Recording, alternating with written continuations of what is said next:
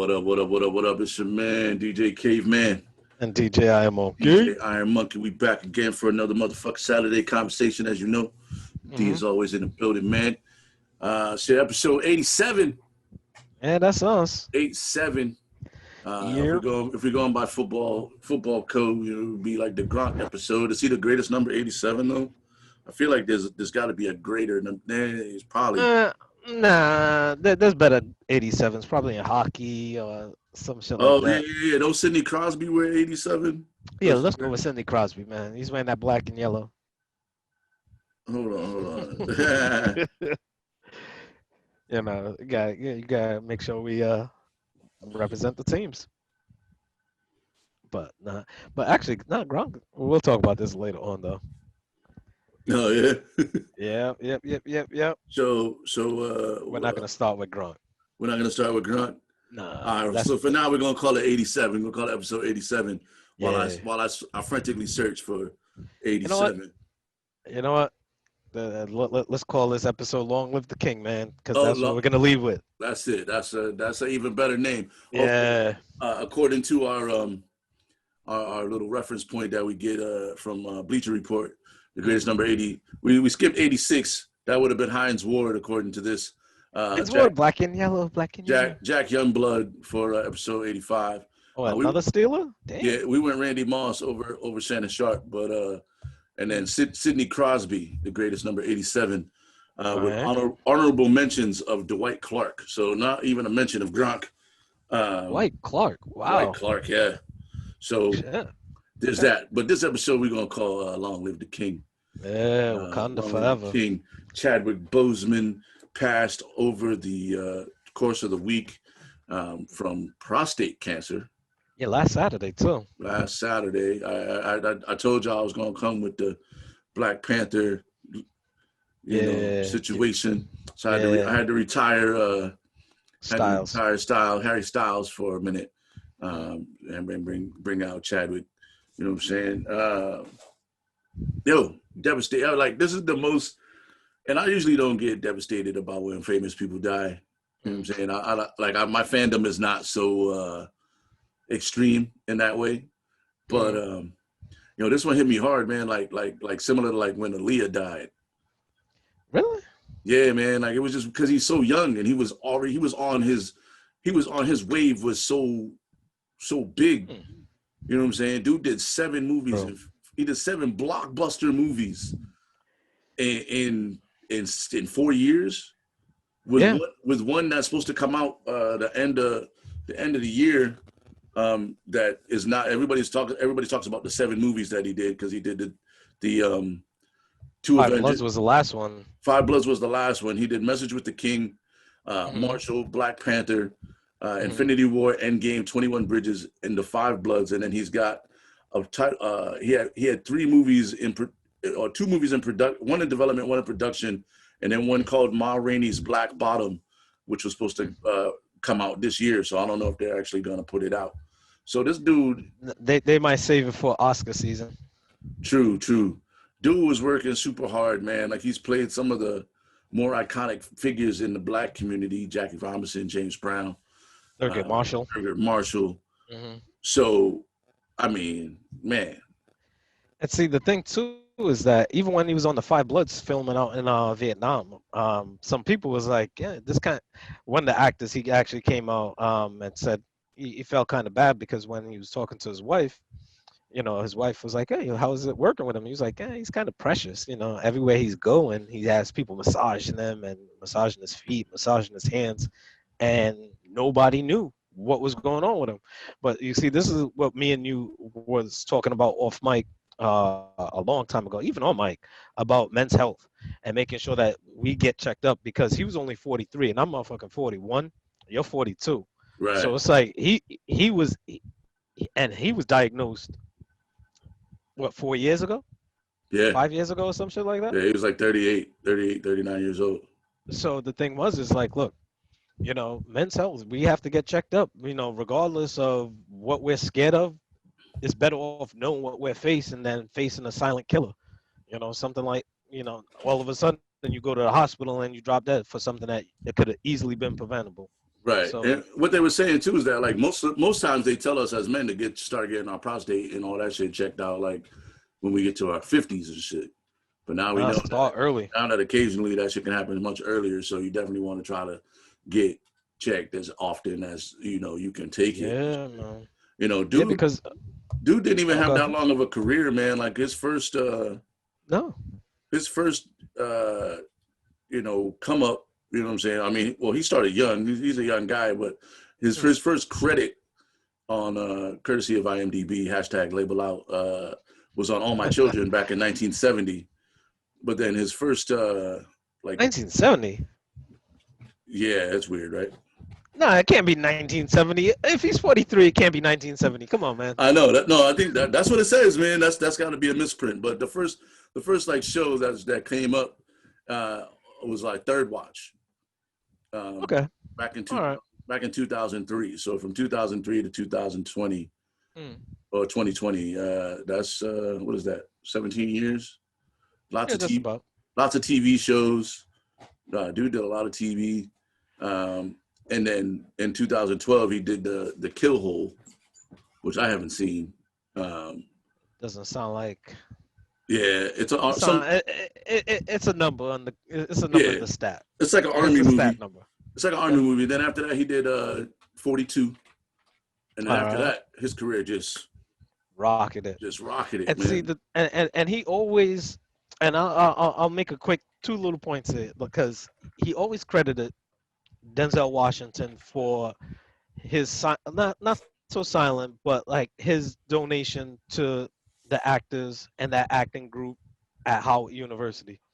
So there's other people that had felt, or were part of that program, also with the Boys and Girls Club. But then also too, people was talking about like who's gonna replace Black Panther, and I'm like, yo, Denzel Washington's son's the perfect guy for that.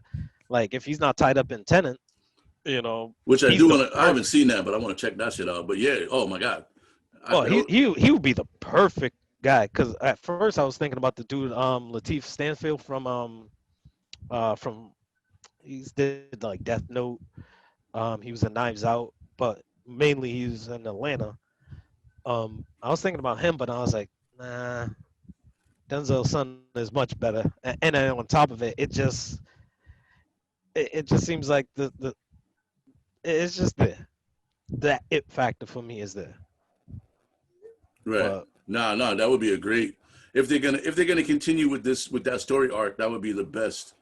I think the best option outside of the sister being the Black Panther. outside of the sister being the Black Panther, which is in the comic book arc. So we'll see how they decide to do that with the new Yeah, with the yeah. new. Cause go ahead. No, well, the new Marvel arc is started. Yeah. So however they try to play that, I mean, Well, either because way, they was talking about like a female Thor, like in the comic books too. But if they do that, then they have to get the female Iron Man. What's it? Ironheart, I think her name is. But we'll see what they do. yeah. Well, it's going to be interesting what Marvel does, man. Like, I'm not really. I mean, I'm looking forward to it no matter what. Oh So, man, I'm all for that kind of conversations, man. You know me. but R.I.P. to Chadwick Boseman. Yeah, man. One of the Wakanda young, forever, man. one of the young greats, definitely underrated for sure. Oh hell yeah. Even though he's got mad blockbuster movies, like nobody ever really talks about him Mm. as like one of the better actors. And then when you look at his body of work, you're like, wow, this guy. I watched Get On Up the other day, Mm. and he did a good James Brown, man. Yeah. Well, Like heck he yeah. had the mannerisms. He had to walk down. Like Yeah, the walk. he had to walk. I was like, damn, he even got to walk down. Yeah, James Brown with the little bop. Yeah, but yo, a lot of new music, man. As we pivot, man, to the Yeah, James Brown the music. to Yeah. to the music segment of the show. You know what I'm saying? We working hard because we coming up on the end of year two. Mm. About the end of the third season of the Saturday Conversation. We appreciate everybody for we're rocking with us. Yeah, man. Add on. We got some good shit coming up for year two or year Mm. three, and the end of year two. So we just look out. But yeah, man. 3 weeks in a row, Mm-hmm. 3 dope albums came out. You know All what I'm right. saying? Like the Nas album came out, and I was like, damn, That was the first one. this album is dope. This might be the album of the year. You know, Okay. um, at least got to be talked about. You know what I mean, Nas ain't It's dropped in the nothing. conversation. This is definitely in the conversation. And then right behind that, you get to bang the Nas album for about a week, and then the Locks dropped their album, Yep. and that shit was Living Off crazy. Experience, man. That shit Yo, was I crazy. can't find that Living Off Experience, that first song that they came out with. Like, that's my shit.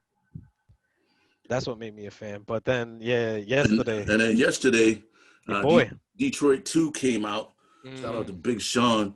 Yeah. Dropped a classic. It's a classic Detroit album. You know what I'm saying? Like if you're Okay. familiar if you're familiar with the Detroit music scene, there's Mhm. a lot of tracks on there that got that like Detroit vibe. that Detroit vibe from like even like the way he's spitting, but the sound is very Detroit. Um, Yeah. you know, we're like we're on the Locks album where I really didn't skip any tracks. You know what I'm saying? Okay. This one there was a couple tracks I was like, man, I don't know about this one, but overall it Mhm. had 22 tracks on it too.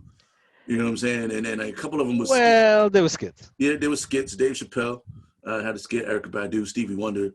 Oh, Stevie Wonder. That's the one that blew my mind. And it's like, but overall, like, and from listening to it like quickly the other day or yesterday, Mhm. I really like the track "Lucky Me." It Yeah, I'm trying to changed, remember the ones and that I then liked. there's the track that it's called "The Baddest," where they use this they use a Detroit tech bass beat from a song called Godzilla, and like that shit is when it came on, like I immediately got hyped because I was like, yo, this is what Detroit was in the early 2000s. You know what I'm saying? And shit, man. And then the only song that is questionable for me is I have mixed feelings. I have mixed feelings on it because you gotta. It's the Friday Night Cipher, right? It's like 37 rappers on that motherfucker. At least that's what it feels like. I think it's actually like maybe like 7 or 8, but.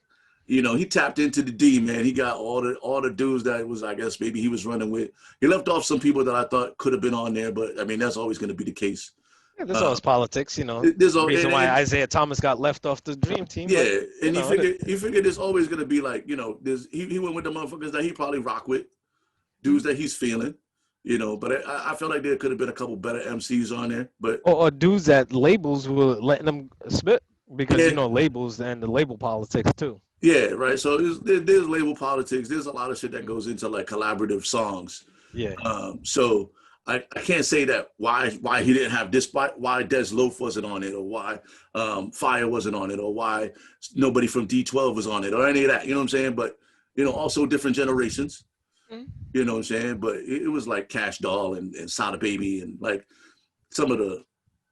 I mean, in my opinion, there could have been better MCs on there. But he did close it out with himself. Big Sean, Royce, and M closed out the cipher, and that was dope. And it started off pretty good because it had what's that chick's name? Cash Doll. And hold on, I'll tell you who's on it right now.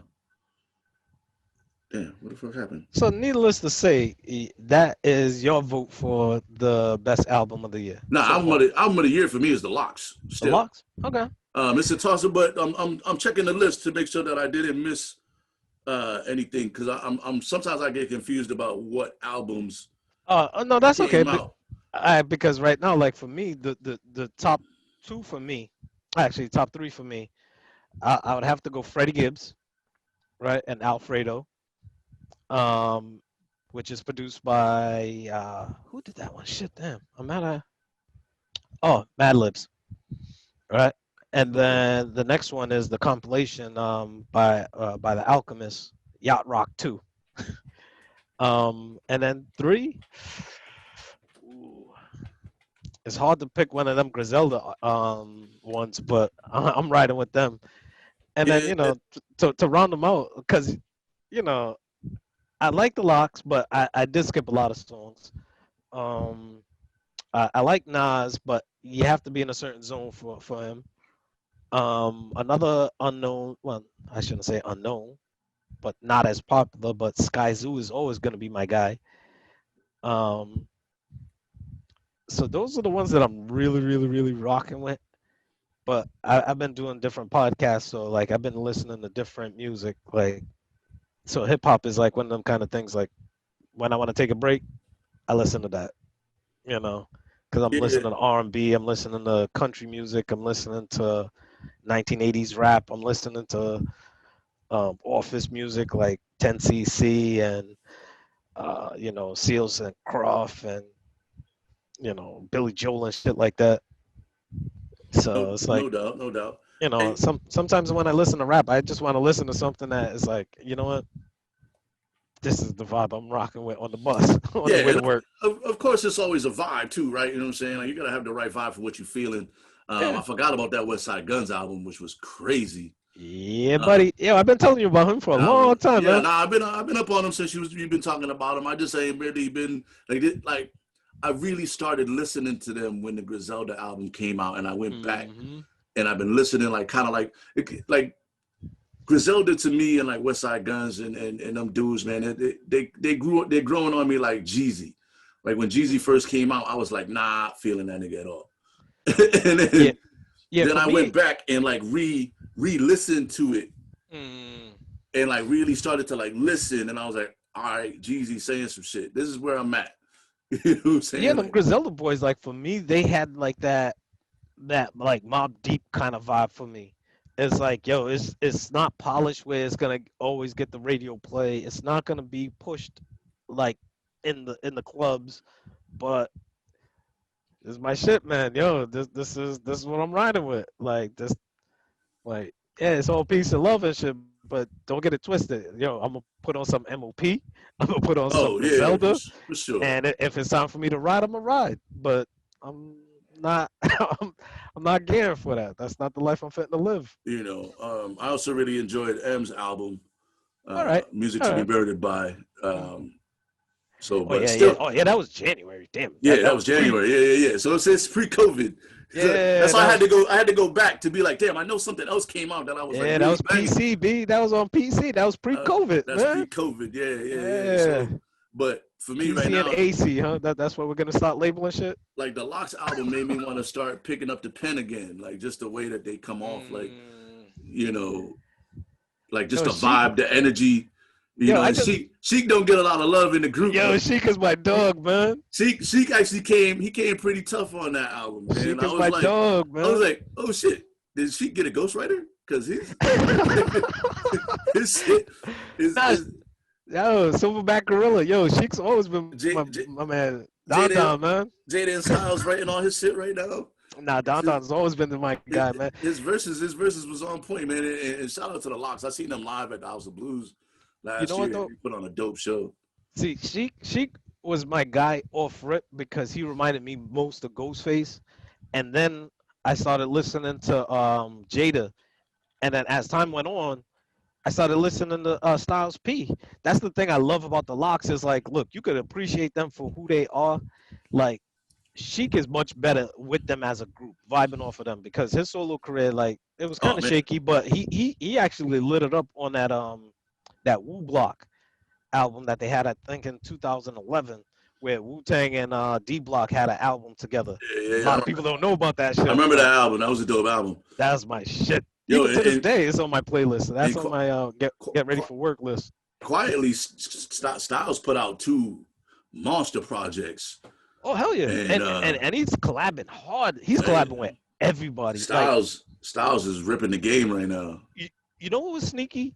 I heard a song with Eric Sherman and Styles P and somebody else. And I went and I listened to Eric Sherman's album. I'm like, yo, this is a real deal sleeper. But people aren't really checking for him. Like people aren't really checking for Dana Dane. People not really checking for KRS One.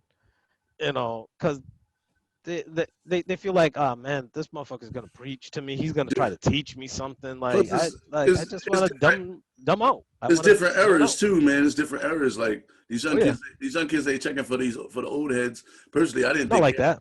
KRS was putting out new music, but Oh, then I think he still is. he still is. And you see like the different shits, and you're like, yo, KRS got an album out. Yeah, it's tough. It's tough with him though. But But yeah, yeah, man, he's the he's music going scene is nice though. he's taking that boom bap all the way to the end, which Yeah, I can appreciate it, but you know, yeah. The Temple of Hip Hop. I got to follow up on that and see what was materialized because I remember that back in the day, like in the early 2000s, he was talking about that.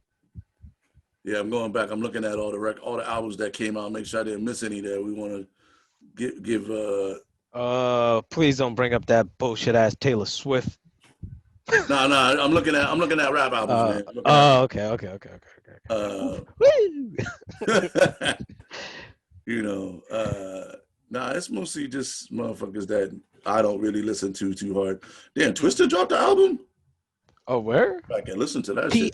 PIMPology. We learn these tricks by Twister's my guy. logically well. Oh, the Allegory came out. Royce is definitely. Logic. Nah, Royce. Royce is one of my favorite MCs, but I didn't really like the Allegory album like that. That it wasn't that hard, but he was in a different place with that record. He was trying to do something different. It just didn't reach out and make me want to grab my pen.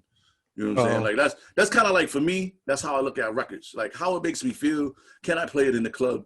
Doesn't make me want to write. Yeah. You know what I'm saying? Like if it don't achieve one of those things, then I'm probably not.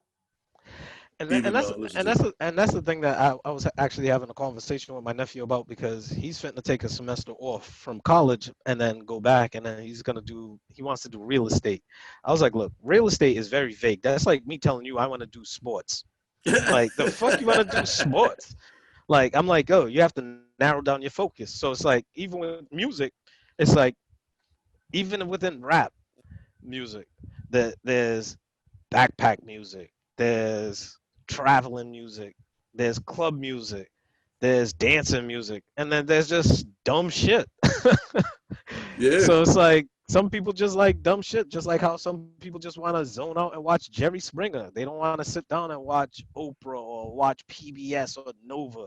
Like some people just want to zone out sometimes. I know I do. Like sometimes shit get heavy and I'm like, yo, I'm gonna watch this stupid movie American Carol. I don't know why the fuck I did it because apparently I guess this is the people I did Naked Gun, but I just wanted to zone out. But they had their political statement in there too that we're gonna talk about in a few. Oh yeah, that Run the Jewels album was real dope too. Run the Jewels. Oh yeah. I'm not really a fan. Like I fight against them. That album was so dope, son. Like it was, and I fight against them.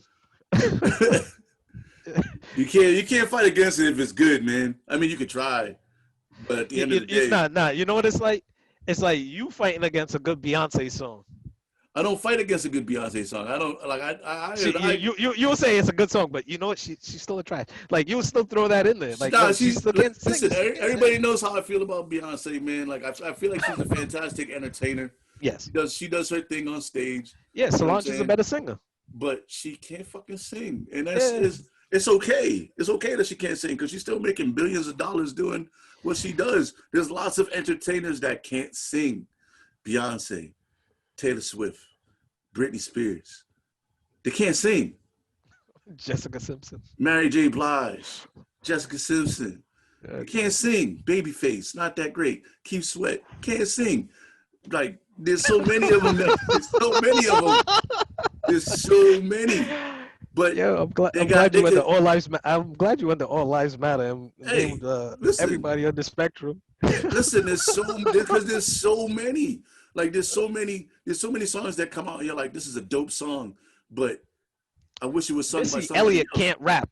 Can we please get that out there? Missy Elliott can't rap. Like I've been on this time since day one. I'm like, yo, she's a trash ass rapper. But people like, yo, but the beat bangs. I'm like, yo, I don't like the way hip hop is going if this is what you're doing. And look at where we are now. Missy Elliott, not a great rapper. Fantastic songwriter. Oh, she's a fantastic songwriter, fantastic entertainer, person, her vibe, her energy, everything. Oh, beautiful. Lord. But she can't rap. Magoo might be better than her. You know what? You know what? I just put it 2 and 2 together. Yo, Tyler Perry is the Missy Elliott of making movies. Oh man. Oh man. Cause some of his movies are trash. All of his movies are trash. But people love him.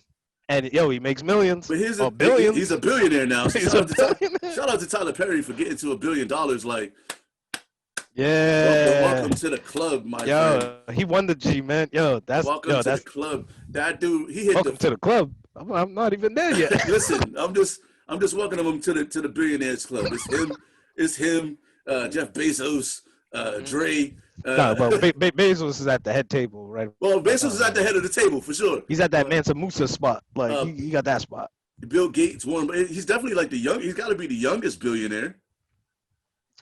Unless there's something we gotta go international for that. I'm just saying like that we know about. There's probably Americans. There's probably some 10-year-old inherited, like some 10-year-old young sheik that's gonna inherit like $600 billion when his dad dies.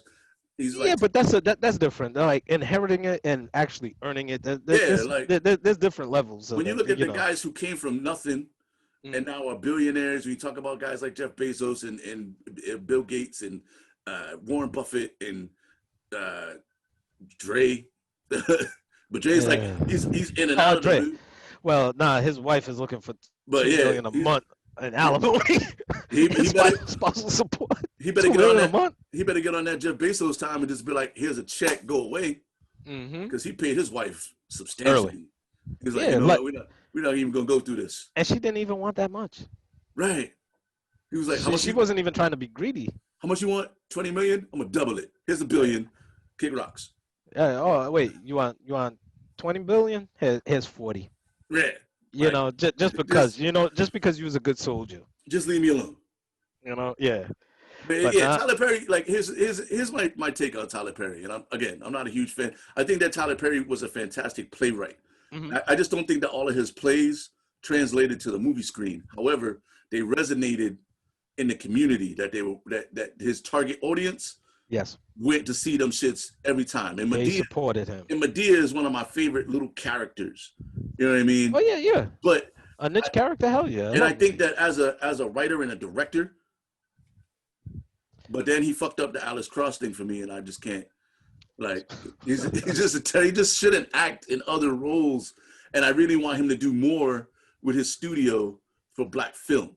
So I hope they're still young, and then the pandemic hit basically right as he opened up. So that kind of puts a monkey wrench in games. I really hope that when it comes back, when everything gets back to like where everything's kind of running at like 180, 90, 100%, and he can get back to making movies again, that he throws, like, I'd like to see something with like young black cinema happening on that lot, where like he's like aging, like bringing up the youth in the game, or like not even just the youth, but like the new small, low budget guys who's just trying to break in, like being able to use. Like how Spielberg brought along M. Night. Right. Like start to break through some people, like how Dr. Dre broke Snoop. Start to bring up these young up and coming. Like I'd like to see him do more with Coogler, even though Coogler's the man. But even early in the game, like when he first opened up and we had this on our show, I was like, look, main thing is if he starts to open up to people like Coogler, if he starts to actually open up to people like Spike Lee and start opening up to Ava but we don't know if there's politics behind all of that. Politics plays a lot in life, as much as it's not always government wise. But also, like, you have to, like, for me, I think about it like this, right? There's politics in everything, but he's at the head of the table now. When it comes to black cinema, like, is he? Yeah, because of where he is. You know what I'm saying? He's the first black billionaire filmmaker. He's the first. He's one of the first. There's a small group of people that have ever owned black movie studio lots. That's true. You know what I'm saying? He's what Byron Allen wanted to be. There was actually a black studio in Virginia. What's his name? It was recently in 1990s. What's his name? I forget his name. But yeah, you know what I'm saying? Like he's the benchmark now. Yeah, he's the top of the chain. Like if I'm a black movie maker, I'm young. I'm 15, 16, 17 years old, and I want to go into film. He's the guy that I'm looking at as far as like what to achieve. It's like when MCs first came into the game, everybody wanted to be Russell Simmons, but then Russell Simmons got surpassed by Diddy, and everybody was like, "Yo, I gotta have that Diddy life. I want to be able to like diversify my shit." But then Jay-Z came up behind Diddy, and now Jay-Z's doing it on a little bit of a bigger scale. You know what I'm saying? So it's like you gotta have your guys that's like, all right, if I'm gonna make films and I want to own a movie lot, I gotta look at Tyler Perry. If I want to be an actor in the game, I gotta look at Denzel. You know what I mean? Look at, you know what I mean? Everybody has their. Even though like when you start to break it down, like some people might go, oh, you know what, I want to start making Will Smith money. It's like, all right, you know what? Yeah, you might want to make Will Smith money, but you might want to have a career like Denzel or have a fleshed out career like Samuel L. Jackson. Right. It's just like, even when you talking about producers, it's like, yeah, Russell was the man, because like even still, I was thinking about like Hervey Lovebug and then Marley Marl and people like that, like as producers. But Diddy was like, all right, you know what? Rather than just being down here asking somebody to make decisions, asking Andre Harrell, like, is this okay? It's like, all right, you know what?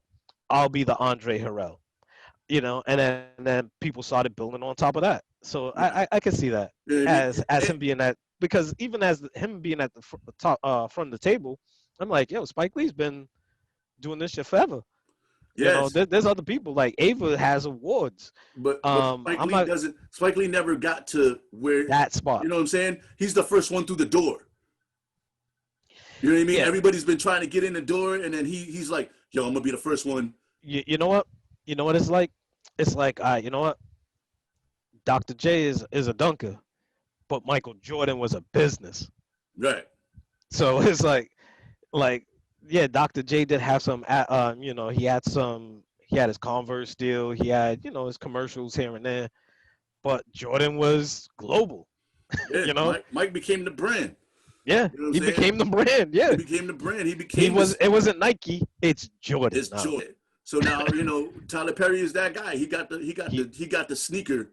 He got that Jordan now that everybody else want to wear. Yeah. You know what I'm saying? Yeah, so I see that now. Hopefully he does some good shit with that, man. But and you know, like there was a certain level of I don't want to say hate, because even with this little conversation here, it ironed it out where it was like, look, yeah, at the front now. Now you have the responsibility of actually putting forward responsible work and real quality work. Like, stop putting them, you know, Target at Walmart bin shits out there.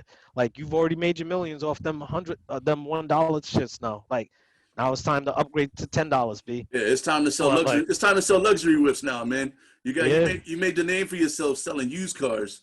Now you got to sell piecing together whips. Shits. Yeah, it got Sony guts.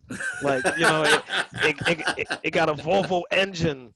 It's like, yo, the fuck, like, nah, man. Like, can I just get one package, just all you, like, all, rather than taking bits and pieces from here and there and just patchwork. Right. Like, but you know, you don't make a cake with a cake. You make a cake with ingredients. So. Indeed.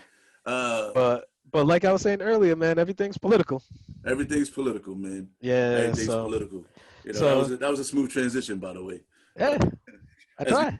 As we move to talk about some political shit, and we know we don't always talk about political shit here on the Saturday Conversation. Not really our thing.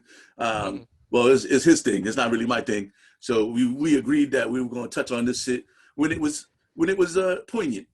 Yeah. And right now we're in the election cycles. Early voting has begun. So if you're gonna vote early, I would say, because trying to wait till November is probably not going to be the move when you can vote now. So go and vote now.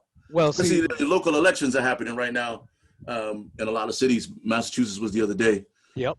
So vote for your local politicians. People have a lot to do with the shit that happens above in Washington. You gotta vote local. I hear a lot of people talking about, oh, what happens in Washington doesn't make a difference. What happens in the streets here? Yes, it does in a sense, because early in the election cycle, I was like, look, I don't like the fact that this guy is talking about stop and frisk and how he's trying to justify stop and frisk. Like, you don't understand, like, the bullshit that you have to go through with stop and frisk. Like, really and truly. And he's talking about this on a national stage. But what happens is he took this from a local person, which was Giuliani at the time. Right. And now he's trying to take it, even though everybody said it's unconstitutional, even though the data says that black people and brown people get stopped more at a higher clip than white people. And then even still, white people could smell like weed and still get going on with their day, but black people, you just look suspect, like you look like you were smoking, and you could get harassed.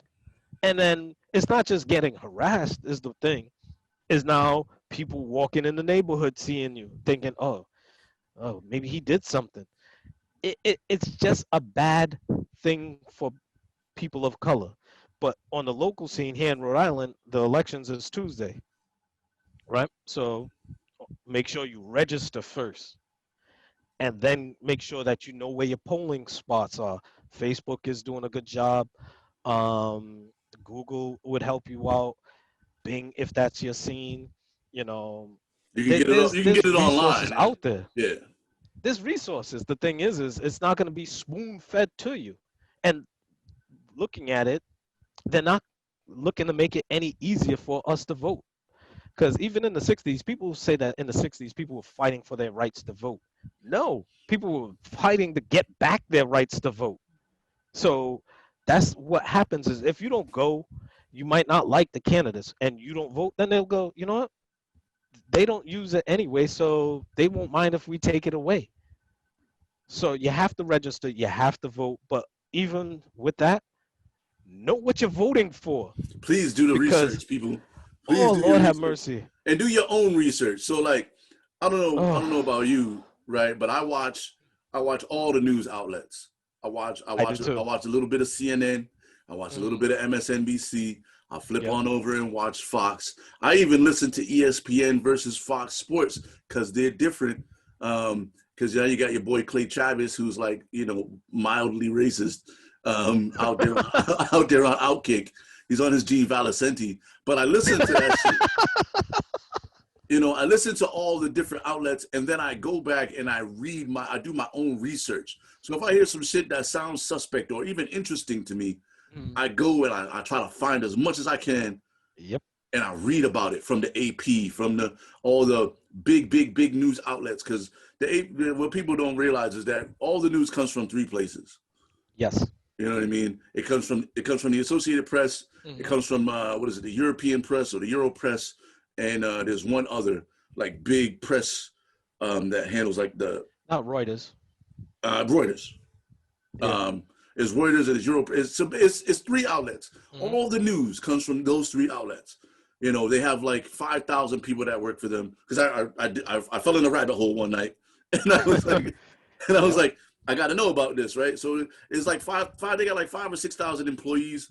They disperse them across the world, and they report the news, and then and the photographers, and they send it all back into the AP or Reuters or the other one, and then they disperse that to the local and national news outlets, and then that's where Bloomberg is trying to be like their little thing too. and then those news outlets put their own spin. So Emotional spin. Fox News, CNN, they get the same exact story from the Associated Press. Man shot in the street. Man shot in the street by police. Or just man shot in the street. Just man shot in the street. Yep. Grocery store robbed. You know what I'm saying? And then each individual news outlet puts their own spin. There's spice. And spice based on their target audience. So if it's like man shoots up, or not even, man wanted by police for all right. Yep. Man wanted by police. One news outlet might dig a little deeper and find out his name, or it might be in the thing, but the headline might just be man wanted and suspect of crime. Yeah, let's just say let's let me move my mic. Let's just stick with male burglar. Male burglar. That's the storyline. One news outlet is going to take that information from that story and turn this dude into like the most fucking deviant villain in history. Oh, I got two headlines. And then one is gonna do, a more factual thing, and then one's gonna make this guy look like, he's doing it for his family. So they're gonna give it a little bit of a softness to the story, Yep. And see, now I have two headlines here for you. See, now this is the thing I don't like, and even watching that American Carol, they kind of made joke of it, but it was one of those things that I noticed too. But one headline would go, "Oh, African American burglar robs from local business." Another one would go, immigrant burglar robs from thing. Another place would go, burglar small business victimized by local burglars. You see, now the fact that they want to inject religion, the fact that they want to inject race, but then you see how the one where it was Manila, that one was usually be a white guy. That's the way that a lot of reporting tends to scare and shade people and program people to think certain things, because even with the case with the police officer in Minneapolis, Uh-oh. Oh man, I think we lost shot you. a white woman. Are you there? Are you there? Yeah. We lost you for a second. Oh no, So, but see, what I was saying though about the police officer in Minneapolis, the way that they reported was they made it an issue to say a Somali immigrant officer right. shot a white woman. So, but now when it in this case, people were like, "Oh, he has to go. He has to, he's an immigrant. He's a Somali immigrant." So now, the fact that with some of the rhetoric that was happening previously about immigrants and people from Somalia, there's that fear that this is how they're infiltrating us. They're now becoming police officers, and they're now coming after us. You see, we're not even safe. They were quick to take action on that guy. And Yeah. like I believe he's serving 12 years for one shot Even on an even accident. even now, like with the schools reopening, if you watch the coverage on the schools reopening, the way that they cover, like some outlets will talk to the teachers. Some outlets are never talking to the teachers. Some outlets are only talking to the parents. Some outlets are not talking to anybody. Some outlets are just pushing the Republican agenda. Some outlets are just pushing the political Democratic agenda. You know what I mean? So it's like you got to just do your own research, which is like what it comes down to is like, don't just settle for what you see on the news, because even the images they show are different. They from different angles and different this, and they're like, oh, well, we can see a gun. We can't see a gun. He never had a gun. The gun was on the floor. You know what I mean? Like it's. But you see, when it comes to voting, right? And a lot of things about doing your own research, they look nice and shiny. Because what I've realized with the last election that we've had, a lot of people were voting on, oh yeah, it would be nice to have renewed parks. It would be nice to give money to URI and PC and the local colleges. It'll be nice to give to the arts. It'll be nice. But then for me, it's like, look, you're giving out all this money, not understanding that we're going to get taxed. Like, this money has to come from somewhere. And then if you vote for all these things and then complain about, oh, my taxes are going up, yo, all these fucking taxes, yo, you voted for this.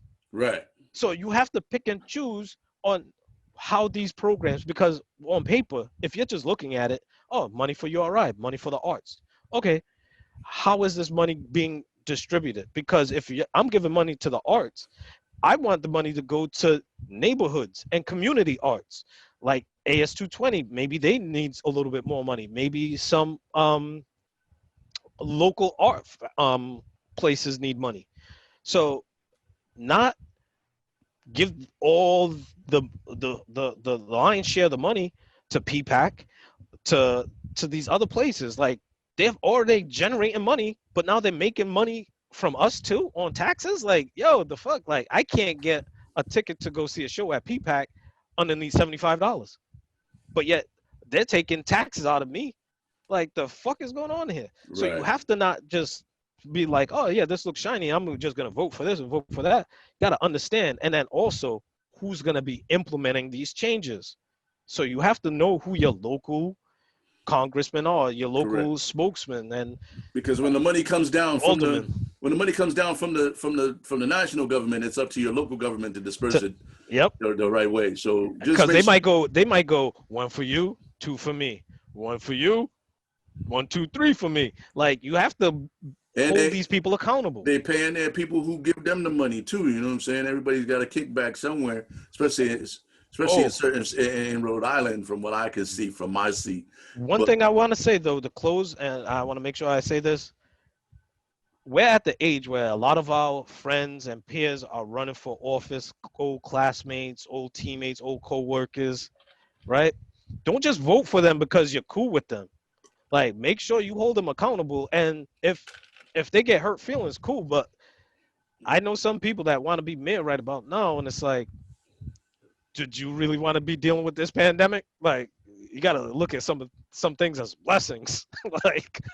like as good of a job as I might think that Gina is doing, there's a lot of people that hate her and think that she's out for them personally. So it's like, well, I mean, I don't want to I don't want to vote you and put you in a position to get all this extra heat. I'm like, yo, dog. Right. Well, and you shouldn't just vote for your friends anyway. You know what I'm saying? Like, just vote for the motherfucker who you know is going to do the good job. Do the best job. Yeah. And if it happens to be your friend, sweet. So be it. Yeah. You know what I'm saying? Yep. And there's that with that. But but I did vote for some of my friends, and they didn't get elected, and it is what it is. It is what it is. But that's why the elections. But it's a blessing in disguise. That's why the elections come around every couple of years, so they can take another crack at it. But there should be term limits for people in the House and the Senate. There are. Well, you mean as far as like being able to be reelected over and over and over again? Oh yeah, because that way we could stop people from like Mitch McConnell's and old school Strom Thurmond's being in Congress for like 65 years or so. Oh yeah, people forget about Strom Thurmond. Woo, he was problematic. He was the definition of problematic. He's the kind of guy you want to push forward when you talk about term limits for those people. Yeah, and that's our political segment with DJ Iron Monkey. He's going to be handling that. I kept it light. Political segments brought to you by September 8th. Was it September 8th, right? September 8th is Tuesday. Yeah. That's voting day here in Rhode Island. Yep, September 8th is Tuesday. The political segment brought to you by Daddy Dearest Designs. Get your complimentary, your custom couture beadwork and bath works. Holla at the man on the DM. Get that shit going. And then see him about that bath life with the Terry shirt and the sweatband. What we gonna do basically is we're gonna be flipping our political segment with our interviews. Yes. So that way we can talk about this political shit because it's important right now to know what's happening. Oh wait! I almost forgot. Do not mail in a vote and then go and vote in your polling station because that is a federal crime and you will go down. Like, you do not have the money, you do not have the connections or the friends to bust you out of federal prison. Do not commit it, especially willingly. Like, do not do that shit. Don't vote twice, people. Don't do it. Don't do it. That's fraud. and depending on who you vote for is gonna fuck up the election because I'm not telling you who to vote for. I'm just saying don't commit fraud. No, what I'm saying is as soon as they find out motherfuckers is voting twice, you know what I'm saying, then they're gonna start trying to take votes away, and that could be detrimental for the candidate that you want. And they're gonna make it harder for us to vote. Also that. Steve, and this is a soft subject for your heart right now, the Brooklyn Nets. But first, before we get to the Brooklyn Nets, okay. The basketball world lost a legend. Yes. And John Thompson, Georgetown coach, just Hall of Fame. King Hoya. Yeah. So I mean, I was never a huge Georgetown fan, but when you look at like, you were and like, just big. He was bigger than Georgetown. Yes. For sure. Because I mean, I don't know how many guys he had go to the NBA, but definitely, Alonzo Mourning, a lot of good graduate. Dikembe, Allen Iverson, what's his name there, Patrick Ewing, Hall of Famers. Oh yes. Hall of Famers. You know what I mean? And so. No, I was thinking about people like Junkyard Dog Jerome. I can't even remember his last name. Jerome Williams. Every dunk contest, the dude is always there. Yeah. He's always there. He's a all-star in his own right. Georgetown was the Big East for the longest time. Like you didn't even have to. You just pencil them in for the tournament. and the Big East Georgetown, man. championship every year, man. I So love me some Big East basketball. Georgetown, St. John's. I wasn't even a Villanova guy, even PC on the low, but oh man, he went to Providence College. he went to PC, yeah. Went to Providence College. So like PC graduate. he's Big East from the beginning. Yeah, yeah, Big East from the beginning. So yeah. Rest in peace, man. Yeah. label out to John Thompson. And if anything, like what makes him great as a coach isn't just the players that he coached up, but he coached men. And one thing with that they talk about with, and they don't really talk about it about with any other coaches, but with black coaches, they talk about it more than anything else, is our graduation rates. Yeah. Is the percentage of people that stay 4 years and actually graduate, or people that actually come through your system and stay 4 years and graduate or get an education, because he was very strong on that, is your education. They're like a 97% graduation rate. Even if you come back, like go to the league, cool, come back and get your education and get your degree. And because now you can stretch it out rather than having to do 4 years, you could come out after 2 and graduate after 6. Whatever's comfortable for you, make sure you just complete your education. And that's the biggest thing with him, is his graduation rate.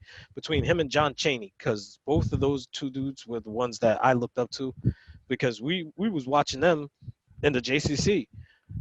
And we was in high school, so it was like we was at the point where we had to select what schools we wanted to go to and where we wanted to go with our lives. And Temple was local, and I didn't want to take out a 4-year loan, so I was thinking, all right, I'll go CCRI, do liberal arts. And Temple, actually, all my credits for liberal arts will transfer over to Temple, so I wouldn't lose anything. So that was my game plan. Life happens, but it didn't pan out that way. But John Chaney was that guy, and John Thompson was the other one. Both of them old dogs. As a huge Hoyas fan, and knowing that some of the greatest Hoyas became Knicks. Othello Harrington is another one of them. Oh, I hate that pick. Who do you, in your opinion, is the greatest Hoya of our generation, of the guys that team play? The greatest Hoya. I'll say Patrick Ewing, because didn't he win a championship with him, and it took him to another championship that he lost, lost a big game to Jordan. Like, Jordan always had Patrick's number, but then Patrick is now the coach of the Hoyas. Like, he's the big Jamaican. Like, he's Mr. Hoya. Like, he's the Don Dada for me. Like, yeah, you might go no Makembe or Alonzo Mourning. Will probably be number. Alonzo Mourning got NBA ring, don't he? Yeah, but it wasn't a Hoya ring. Damn, that was a low blow against my Knicks. What am I saying? But Iverson, he's my favorite Hoya. He's my favorite, but he's not King Hoya though. He's not King Hoya. Nah, it's Pat. It's big Jamaican. I think I have to agree with you on that. I think for me it goes Patrick Ewing, Alonzo Mourning, because he won rings in the league, and then Allen Iverson. I wonder how Victor Page is doing. Victor Page was the other point guard that was playing with Iverson at Georgetown, and he thought he was gym class too. He's probably teaching gym class somewhere. Damn, and getting called out by me. But at least I'm not calling him out like how you haven't called out your boy recently either. Charlie Ward? Well, yeah, the pandemic got you a little bit nervy, huh? Because he's at home working on this jumper, watching you. Like, Charlie Ward can still get these buckets, man. Like, it don't matter. Whenever you're ready, Charlie Ward, I got buckets for you, baby. The jumper is wet with the left or the right. Yeah, but you wanted to talk about them Nets, huh? Yo. Oh yeah, the Nets, man. Steve Nash. Here's my thing. Here's my thing with the Brooklyn Nets. Okay. With this thing, and then we'll close with this. There have been lots of guys, because like Stephen A. went on and had like a rant about white privilege and all this other thing. I don't necessarily agree with that, because lots of NBA players got jobs as coaches with no coaching experience. Magic. That's true. Larry Bird, Isaiah Thomas. Well, see, his thing is he was talking about like black players, black people being told that there's a process that has to be done, like how we're told, all right, in order to get this job, you have to get a certain college degree, then you have to have 2 years experience, and then you have to apprenticeship, and then you'll be. But that's not the case because Isaiah Thomas didn't coach anywhere. Derek Fisher didn't coach anywhere. Yeah. Johnson didn't coach anywhere. Yeah. You know, I mean, it's just this to me. Even Doc Rivers. Well, no, I think Doc Rivers was a coach. I don't know. I don't think so. I think he was on TV. He was never a coach. Yeah, he was an analyst, but yeah. He was never a coach. But see, here's my thing. When they brought up Steve Kerr's name, I'm like, yo, Steve Kerr was a GM in Phoenix, so like he was viewing talent. Right. And then see, for me too, is like point guards. It's different for me. Like I'm a point guard guy. Like if anything, I'm building my team around a solid motherfucking point guard because they see everything. They have to take the game plan, and then they have to implement it, and then also find their way in implementing the game plan and getting everybody involved. Jason Kidd is another no one. coaching experience. Mark Jackson, no coaching experience. Jason Kidd was the weirdest one because he was playing with the Knicks, and then he was coaching the Nets. Ty Lue, no coaching experience. Like there's so many guys. I think Ty Lue was an assistant for years though. Eric Spoelstra never played basketball. You know what I'm saying? Like this guys. Anyway, for me, this hiring wasn't about your acumen as much as it was the relationship that he has with Kevin Durant. Yeah, it was the feel good hire. And he was like, you know what? He makes me feel good. And he was like a consultant with the Warriors. Yep. So he was around players and he knows the game. So it's like just let him give it. Like I do think that these guys. I think that somehow Mark Jackson got himself blacklisted. Yeah. I don't know what he did in Golden State when he left. I've heard some things, and I'm not going to repeat them because I don't want to put that shit back out in the atmosphere. Because if anything, I wanted him to be the next coach, or even Brooklyn, because he's from New York. Right. I don't know what he did that he can't get a fucking job. The only thing I would say is he's very heavy on the God and heavy on religion, and it just rubs some people the wrong way sometimes. But when you look at his skills, though, like this is the man who put together that Warriors team. He was the one that said these are the best two shooters in the league. He drafted those guys, and people laughed at him over that shit too. Yeah, people laughed at them. He put that Warriors team together. The elevator doors, that play. That was him. He put that team together and then handed the keys. It's like I built a Lamborghini, but I never got the chance to test drive it really. I just made sure the engine worked, and then I gave it to Lewis Hamilton, and he won every Formula One race available for a couple years, and now I don't get any credit, and I can't get another job building cars. Like it don't make sense. Like I wish a story would come out, a 30 for 30 or something. Like maybe I'll do it. I want to know what happened and why Mark Jackson can't get a fucking job in the NBA. Like, what did he do? Whose wife did he sleep with? You know what? Nah, you know what? Again. All right. I'll put this out there because I kind of hinted at it. You know how he said with the God shit, right? So, with that being the case, he's not that pro LGBTQ. Like, he's not that guy. He's not gonna be cheerleading for them. He's not gonna be coming out and saying, "Oh yeah, this and oh yeah, that." He's not that guy. He's not gonna say any of the right things. He's not. He's just like if they're like, "All right, we got this fundraiser. All right, cool. What's it for? LGBT? Well, fuck that shit. I'm not doing that. Fuck them people." That's him. That might be. You might be onto something, my friend. I think Chauncey's gonna be the next guy to get a job. Chauncey Billups. Chauncey Billups. He's been in the front office. He knows the game. Who's coaching who's coaching your Detroit team? Not Big Sean. Not Big Sean. Alvin Gentry. Did he get fired? He might have got fired. No, Alvin Gentry. No, I think he was fired long ago. Yeah, he was fired. I don't even know who the Pistons coach is right now. Damn, that's Alvin Gentry. Yo, you know he's been in New Orleans for like 5 years now, right? Yeah, man.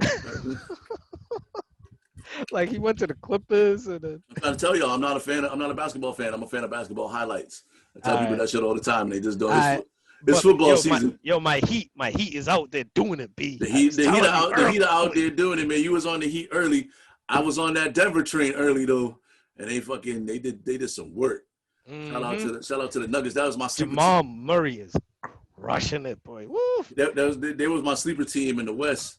I can see that. Toronto's my sleeper team in the East, but it appears that the Celtics Uh, is about to tell them to kick rocks. However, nah, you never know with this Raptors team if Van Vliet gets busy like that. man, yo, I realized some whack shit, man. Yo, I gotta say this. I gotta say this before you. Jason Tatum is gonna end up being the best top three ball player in basketball in the next 3 years. They'll be talking about him. He's gonna win MVP, and he'll probably I'm not gonna win the that. title. Jason Tatum's game is the truth, dog. Like, and I'm not a Celtics fan. Like, anybody who knows me knows I don't fuck with the Celtics like that. But Jason Tatum is the dude. That's why I'm not saying anything more than that because I'm gonna start calling him. I'm not a Celtic fan. I'm gonna start calling him the light skinned Mamba. Yo, it's just like when Kevin Garnett went to the Celtics. I stopped saying anything about Kevin Garnett, even though as a whole, Kevin Garnett's my guy. Hey man, Kevin Garnett's my guy. That's my dude. Fuck that shit.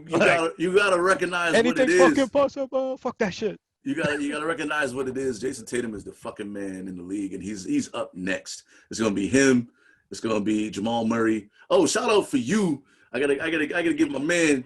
Ja Morant the credit. He was the first dude he was the first dude on that Ja Morant train before the draft. Before the draft. When they said that he won Rookie of the Year, I almost called you, man. But I was driving, and then I was like, this dude was the first dude on Ja Morant from the combine, from the March Madness. Before March Madness, I was like, yo, Ja Morant is the guy that I'm looking at. Yo, Ja Morant is that guy for me. And this was before March Madness. Look, that's my guy. He was on him early, so we gotta give you the credit for that. Like, he was on Ja Morant early, man. Like, Rookie of the Year. He's gonna be a problem. Tatum, he's gonna outgrow Memphis, and he's the point guard that the Knicks need. I'm telling you, he is that guy. Like, this is what I was saying during the draft. Like, stop getting comfortable with the number 3 pick. Yo, we need Ja, but you sound like me waiting for the next Pistons team, man. Some shit is just probably it's gonna be me and you. We're gonna be in our 80s, and the Knicks and the Pistons are gonna be great again, and we're gonna be like, I told you. I could die now. Yeah, right. They're gonna win titles. Yeah, we're gonna celebrate in the geriatric ward of some fucking old folks home. You gotta be careful because I can't do nothing that feeds into this kidney stone. I'm gonna have on all the Pistons colors. You're gonna have all the Knicks colors, and we're gonna be celebrating this shit. You know what I'm saying? Tattoo of Spike Lee on the neck. Larry Johnson on the necks. The 4-point play. But yo, we up against it. You know what I'm saying? Anything you want to shamelessly self-promote before we get the hell up out of here? All right, so shamelessly promoting my next podcast that music podcast I'm coming out with next Sunday called Boombox and Prime, which is a mixture of Transformers, 1980s boxing, 1980s rap, and the boombox culture. But this is the thing that I didn't say. I came up with this last night because I had a bunch of songs that I had to put to the side. I'm actually going to do a side A and a side B. So side A is going to be the popular side A, typical side A music from boombox, and that's why it's called Boombox and Prime, side A. And then side B is actually going to be called Boombox and Megatron. So that way I have that way I have, Soundwave versus Blastmaster. Blastmaster being the one from the Autobots. People don't really remember him. He was the yellow tape deck. Yeah, the yellow and red one, the Hulkamania one. The Hulkamania tape deck. Yeah. I had them both. So Boombox and Prime side A, and then Boombox and Megatron side B. That one's actually, I don't know if I'm gonna release both of them at the same time or let it breathe for a little bit, but. Man, we gotta talk offline. I gotta get on my mixtape game, man. I've been slacking on my pimping. Yeah, I put out like 7 pretty successful mixtapes in the early 2000s, and then just kind of walked away from it. But I think it's time to get back on at least doing the playlists and shit. But Yo, like I like to play music that doesn't get any play on the radio or any spins, or so like people like Anderson .Paak. Like when I did my R&B shit, like Anderson .Paak, like even before he blew up, SZA, Yuli, what's her name? Kylie, I can never pronounce her last name. I know what you're talking about. Yeah, but like people like them, like her, like oh man, like man, Black. But yo, check it. I got nothing to shamelessly self-promote. Hey, if you need some work done in your house, holla at yes. IQ Home Improvement. Right now, we're building another deck. I'm posting pictures up. Facebook page coming soon. I've been slacking on all that shit because I just been coming home. Yo, first of all, home improvement work is hard. For please. That's real. Bring some water and some cookies out to the motherfucker building your deck, or like fixing your bathroom or putting in your floors, because those motherfuckers go home and sometimes I don't even eat, man. I just treat Tim Taylor right, man. I just be fucking tired of shit, throwing hammers all day and shit. But and I shot myself in the fucking finger, man, with the with a drill bit. So I got I got a hole in my finger right now. I'm not even gonna show it to y'all. But also, my anniversary is on Wednesday. 4 years. With the Not So Silent Producer. So I don't know what we're gonna do yet, but I'm trying to think of something that's gonna be amazing, or some way to celebrate 4 years. Wait, what's 4 years anyways? With us, like Nickelback or something? I don't know, man. I don't even think there's a name for it. But no, I mean, like, you know how like first anniversary, like Paper, second one. Yeah. I don't know. I have no idea. That's why I was like Nickelback. Like, you get us some. I have to do some research. I mean, but shout out to the Not So Silent Producer, Nadine. Yes. Because we're not gonna. Shout out. There's not gonna be another show for a minute, so I'm gonna shout her out and wish her a happy anniversary on this show. Ooh, yeah. Happy birthday to my father, September 9th. Happy birthday to your dad. Oh, your dad's birthday, same day as our anniversary. Happy birthday to my mom's. Her birthday. That'll be easy for me to remember. Her birthday was September 1st. Hey, happy birthday to my mom's. Happy birthday to my uncle. His birthday is tomorrow. And my cousin Sydney, her birthday is tomorrow as well.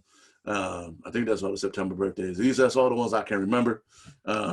It's not as packed as February, though. It's not as packed as February. Listen. Yo, February, yo. Aquarius Pisces season is action packed. Yeah, even some of them Capricorns be trying to squeeze in too. Dude, it's a birthday every 3 days. Yeah. From February 1 to St. Patrick's Day. I can celebrate every 3 days, and it's crazy. And then it's like 3 of us on one day. How right? How are we still alive with the amount of celebration that we do in February? I know my birthday twin Bravel. Like, shout out to Bravel out in I don't want to say where he's at because I don't know if he wants to be off the grid. But no doubt. Me and him chat every now and then. But shout out to my birthday twin. Anderson .Paak is my birthday twin too. I share birthdays with a couple people. You know what I'm saying? Like probably like 4 or 5 people got my birthday and shit. Which is cool. Which is cool, man. But hey, J1's sister, me and Unique, we share the same birthday too. Oh, word. That's what's up. Hey, February's about to be loaded up, man. Oh man, after this whole COVID scene, what we call it? AC after COVID? After COVID? Yeah. Oh man, we're gonna be on AC time. Heavy. Ooh, it's gonna be wild. Like motherfuckers are gonna be celebrating their birthdays while we celebrating our birthdays. Yeah. Like, my birthday was last year, but I didn't get a chance to celebrate. Nah, nigga, your birthday comes every year. You gotta wait for yours later on. You just gotta wait for your shit, man. You just gotta wait. Matter of fact, you just come party with us. Make sure you bring a gift. Yeah. Hit the Cash App. Mm-hmm. Well, it's PayPal for me. I don't do Cash App. But I got them all. Cash App, Venmo, PayPal. Just click the link. But that's another Saturday conversation in the books. Yeah, buddy. Hail to the King, Chadwick, and we out. Peace.